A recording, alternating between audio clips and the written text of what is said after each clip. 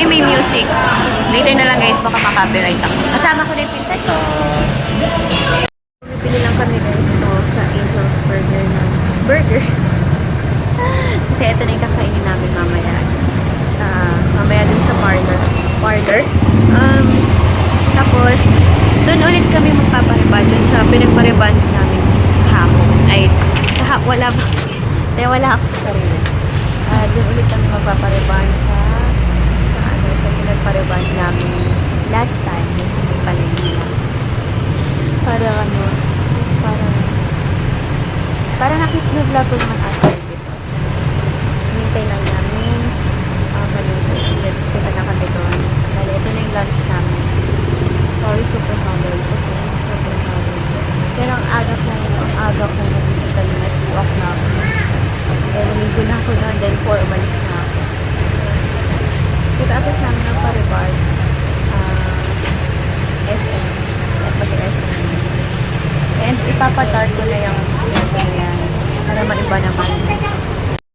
Coming Miss Earth 2016, powered to make it. Pag-uusapan natin ito pero Wala akong dapat sabihin. and ito na yung finished product guys. Sorry, hindi na ako masyado nakapag-vlog ng bongga kasi nagmamadali and wala na din akong time. Ay, hindi pa tapos yung yung pinsan ko. Mag-aano na, anong oras na? 6:20 na. Hindi na kami na mga 9. So, ayun, later na lang. Sorry, hindi talaga ako nakapag-vlog ng maayos. Pero, yun ang ginawa. Pinaayos ko lang yung hair ko and then pinatar ko na din pala. Hindi na siya yung ma-orange dito. Ayos ko na siya. And, pasensya na talaga. Wala akong masyadong vlog today. Guys, dito na ako sa mall. Hindi ako sanay yung flat to flat yung hair ko. Mamaya lalagyan ko siya ng Kiara. Bumili kami ng Kiara. And ayan, yung sa pinsan ko. Tabigi na po mga kapusong leg niya.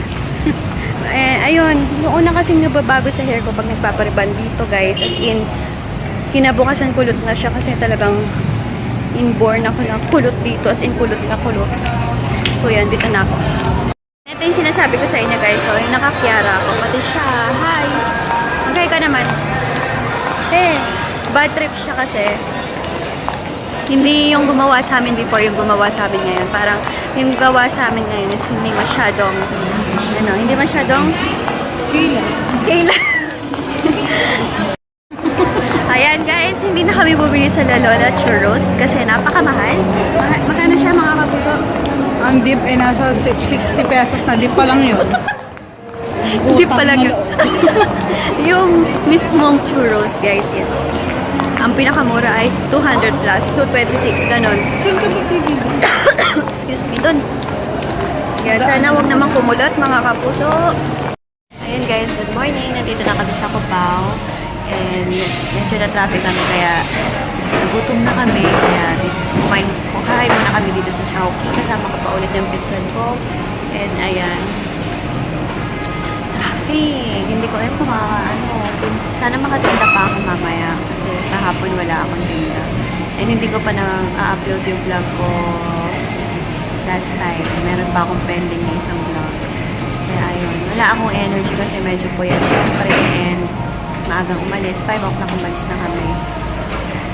So, lahat hugot kami dito. Kasi kahapon napachembo kami na nagpareban kami dun. Di pala siya marunong guys. Alam niyo ba, muntik na masunog yung hair lalo ko. Tapos yung sa pinsan ko, as in kumapal. Hindi namin alam kung ano nangyari. Umalsa. Nilagyan natin ng baking powder. Umalisa siya talaga. As in kumapal. Yung sa akin naman, muntik na masunog. Kasi yung backlog yun, alam na natin na hindi natin yun pwede. Buti na lang, linipat kami dun sa mismong may-ari ng salon at siya yung umayos. Ay, kung makikita nyo, yung dito ko, as in, nasunog talaga siya. Tinanong ko nga, ano yung dito ko? Bakit ano nangyari sa buho ko dyan? Sabi ko dun sa nagpapatuyo. Ay, may kulay lang. Kaya ko nga. Pinagtatakpan pa nun si Buboy. Diyos ko. And then, siguro nakita, meron kasi CCTV, di ba? May CCTV doon na na siguro nakita na ganun kinalabasan ng hair. Kaya inilipat kami sa kanya. So, yun. Dito na yung food namin. Isa po ang chance ka. Baka na ba yung order? Ayan.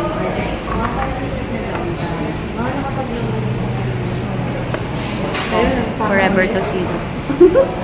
So, yun. Wala tayong straw.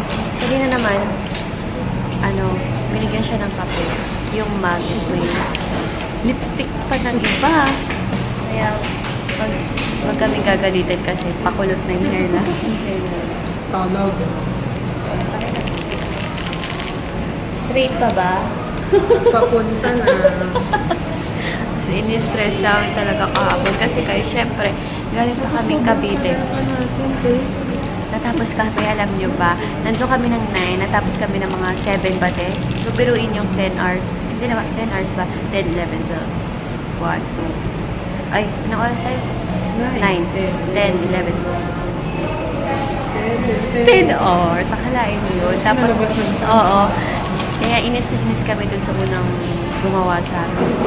And guys, nagpariban kami sa Santa Ana, sa may palengke, sa Asunta Parlor. Huwag niyo kukunin si Buboy ang pangalan niya. Buboy, basta bakla siyang mataba na blondie. Basta malaki siyang tao, ganon. Ay nako guys, sisirain na yung hair niyo. Buti na lang naagapan yung hair ko talaga kasi, ay nako. As in dito guys, na kinky. Na kinky na gold na, hindi mo na maintindihan kung neon na yung kulay. As in, pangit. Buti na lang nalipat kami. Pero hindi pa rin kami masaya. Masaya ka ba? Hindi nakakatawa. Kakain na kami ha.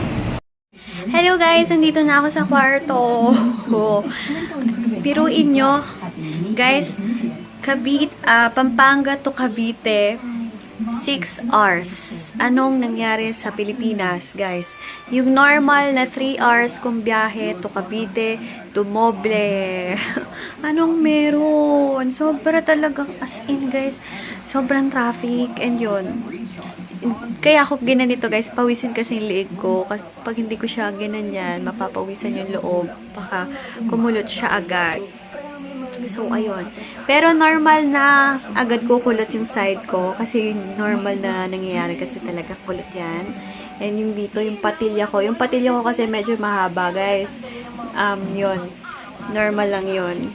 Pero okay naman kinalabasan. Yun nga yung kinukwento ko kanina. Muntik nang masira kaya. Grabe na ito.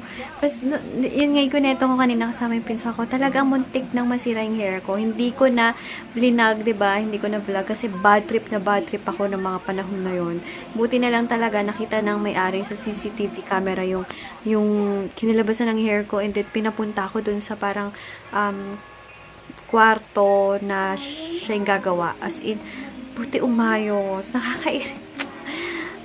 Buti na lang guys, as in naayos. Kung hindi, nako, siguro patagal-tagal akong hindi makakapag-move on kung naging ganun guys. As in, yung kulay ng buhok ko naging, ewan ko, parang naging gold na hindi maintindihan. Tapos hindi to, parang nasunog. Ay nako, buti hindi na nagpa-dark. Bagay ko yung dark na color para maiba naman, 'di ba? Para maiba naman yung ang haba na ng hair ko. Itong problema guys, pag naka-rebond, yung mukha mo, para kang, piniprituhan ng itlog sa mukha. Yun lang yung, kakapimple ako sigurado na naman kasi sa oil ko na to. Guys, time to sleep na. Super haggard na yung itsura ko. Pasensya na. And kung napapansin yung flat na flat pa yung hair ko. Pero pag naligo yan, hindi na siya ganyan ka-flat. Kasi ayoko ng ganyan ka-flat. Gusto ko lang yung medyo na straight lang. And medyo bumuhay. At pantay na yung aking color ng hair. Ayoko kasi yung laging nakaganyan. Kairita yung ganun, di ba? Pero syempre, habang hindi mo pa siya liniliguan, alagaan mo na. Pero pag hindi, ipit na sa tenga, gano'n. Ayoko naman forever nakaganto. Ang pangit! So, yun. Sige guys, good night. Thank you for watching. And maraming salamat sa mga bagong nag-subscribe. Sana mag-enjoy kayo. And request lang kayo kung anong gusto nyo pa makita ng mga videos. And kung gusto nyo pang mga request na videos, comment nyo lang below. So, yun.